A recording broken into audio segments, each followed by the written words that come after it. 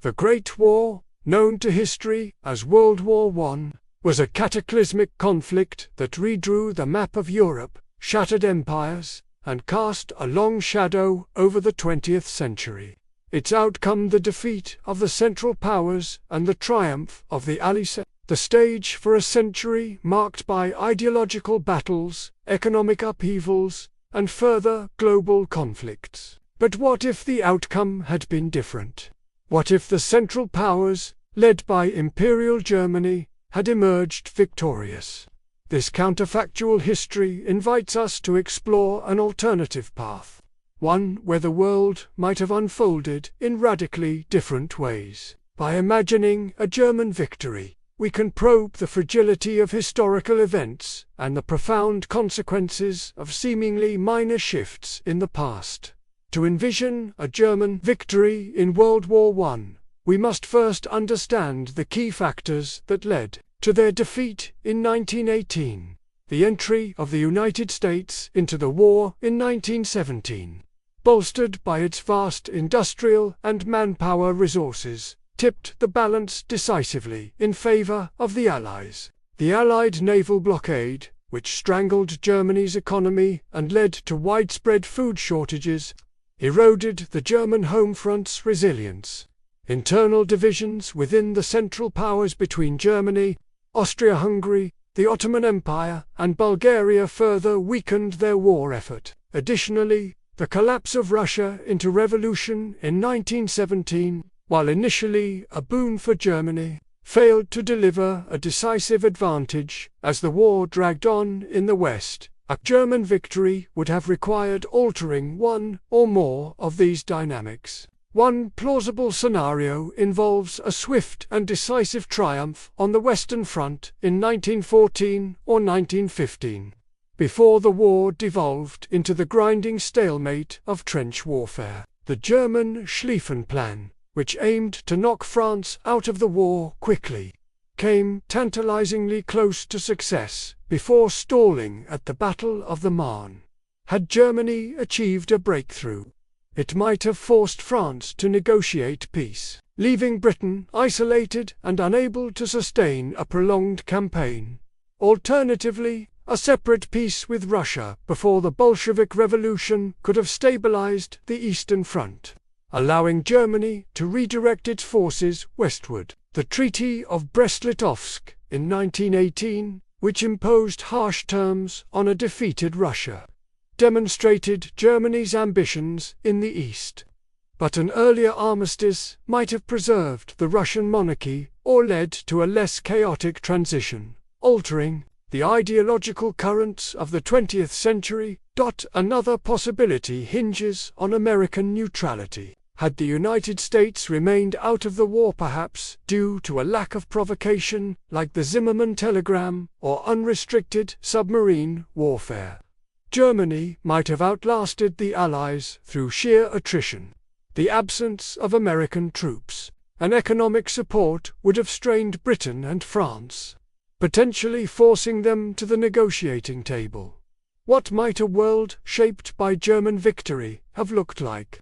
This question invites a complex and multifaceted exploration, as the consequences would have rippled across political, economic, social, and cultural spheres. A German-dominated Europe would likely have established Imperial Germany as the preeminent power, reshaping global alliances, colonial systems, and ideological battles.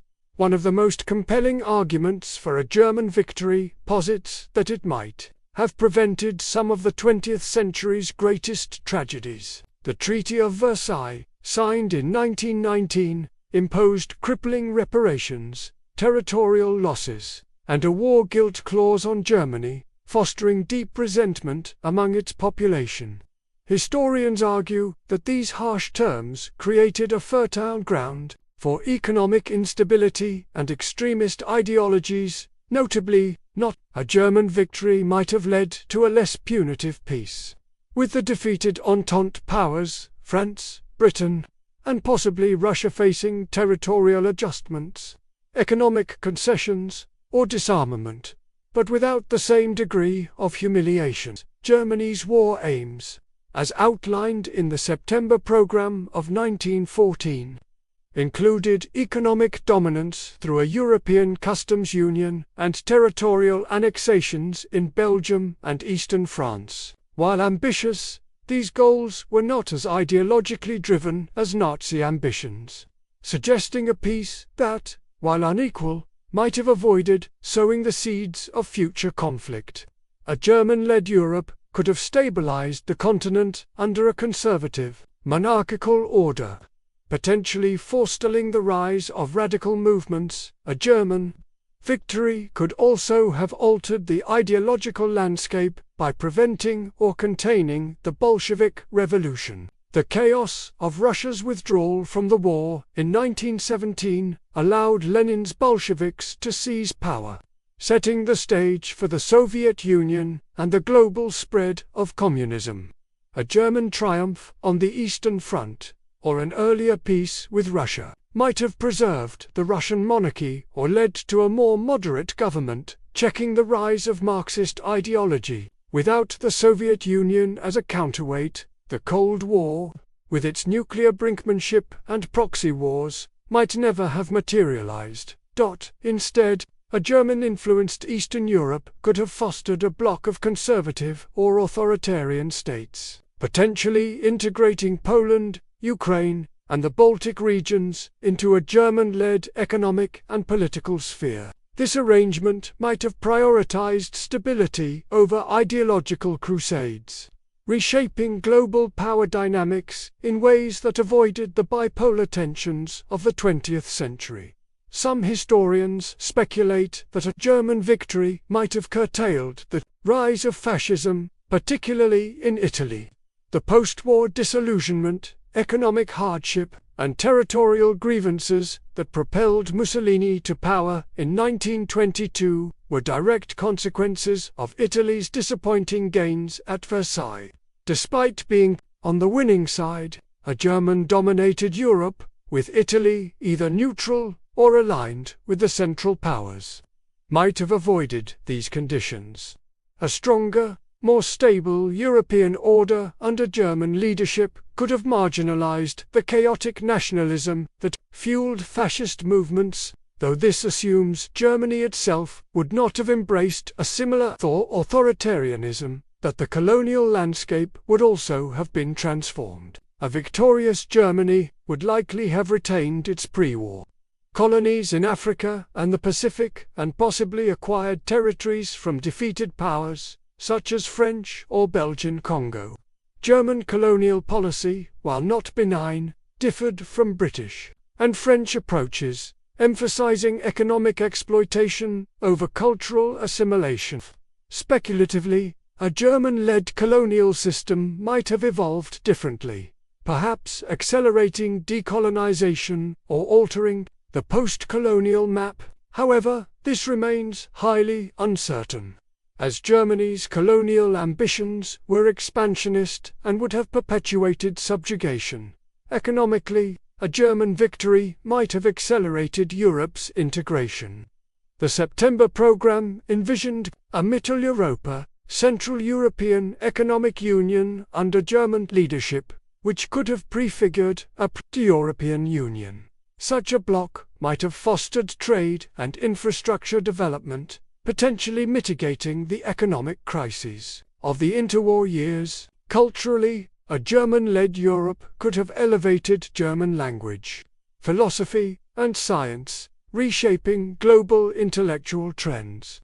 However, this cultural dominance might have suppressed local traditions and languages, creating tensions in occupied or allied territories. While these scenarios suggest potential benefits, it is critical to confront the inherent dangers and ethical dilemmas of a German victory. The human cost of the war was already staggering, over 16 million deaths and millions more wounded by 1918, a prolonged or intensified conflict to secure. German victory would likely have increased this toll, with devastating consequences for civilian populations. Germany's war aims, while not genocidal like those of the Third Reich, included territorial annexations, forced labor, and economic exploitation, particularly in Eastern Europe and Belgium. A German-dominated Europe would have meant subjugation for many. With political and cultural freedoms curtailed under an autocratic regime, Imperial Germany, under Kaiser Wilhelm II, was a militaristic and hierarchical state, far from a beacon of democracy. Its governance relied on a conservative elite, and its victory might have entrenched authoritarianism across Europe, stifling the democratic aspirations that emerged in the post-war period. The suppression of socialist and liberal movements, already a priority for the German state, could have led to widespread repression, creating new forms of resistance and unrest. Moreover, the racial and nationalist ideologies prevalent in Imperial Germany, while not as extreme as Nazism, could have fueled discriminatory policies in occupied territories or colonies. The treatment of Polish and Slavic populations in German-controlled areas during the war suggests a willingness to prioritize German interests over local autonomy.